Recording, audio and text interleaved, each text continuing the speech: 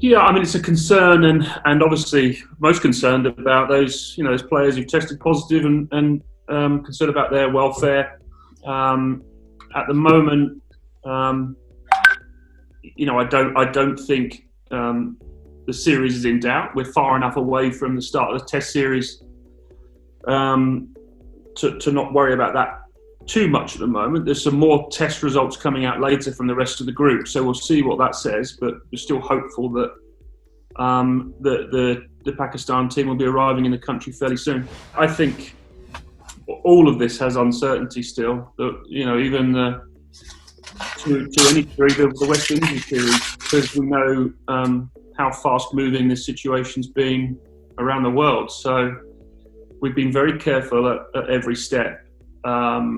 But do we really know what's around the corner? No. And I guess we've talked about it before, and I guess we'll talk about it in a minute. But the bubble and Aegeus and Old Trafford, that's why we're trying to create environments that mitigate as much risk as we possibly can. But of course, in the Pakistan team's case, the situation in Pakistan is not great at the moment, and our thoughts go out to the whole country. But clearly it's important we get that team, those guys in this country, and we can get on with that series. But first things first, the West Indies ahead of us, and we go into bubble today, and we're pretty excited about that, I think. We haven't talked about banning them, but I think it's important.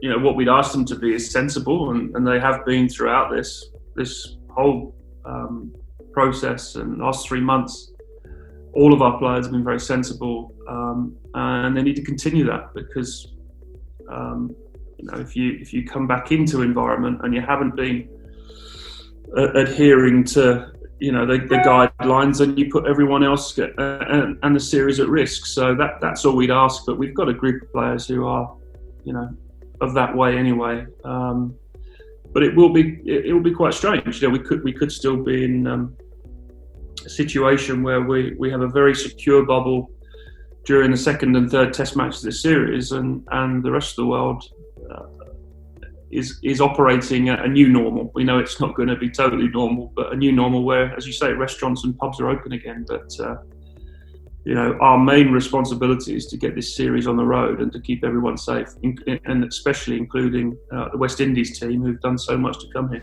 Yeah, so this is the thing that we've talked about consistently over the last few weeks, the sort of bridging, and we are keen, obviously, to get Joe back into the environment after baby's born.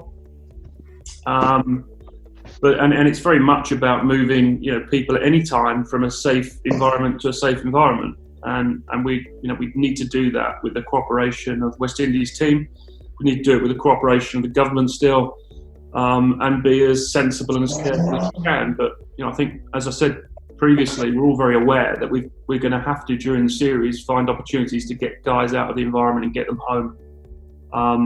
But it is important to everyone, if they're coming back into the environment, that when they leave, they're going to a safe environment. I think whatever the team decide to do, and I know Joe is going to either has or he's going to have a conversation with Jason Holder about this. We need to show unity, and whatever the team decide to do, we will fully support. It's clearly a very, very serious issue around the world right now. And we'll be supportive of what they decide on whether it be the morning of the Test match or before. But it's something we certainly need to show unity with the West Indies on, and the world on. And if that means taking the knee, then we'd support that. The future tours program is completely up in the air at the moment, for us, and as is T20 World Cup, and going into next year. As I said before, it's going to be really important that we all work together on what's best for the game going forward, and we're all going to have to give a bit. Again, as the West Indies have done in our case, they've done a lot for the game in coming to these shores and agreeing to play this series. So we owe them a huge debt of gratitude.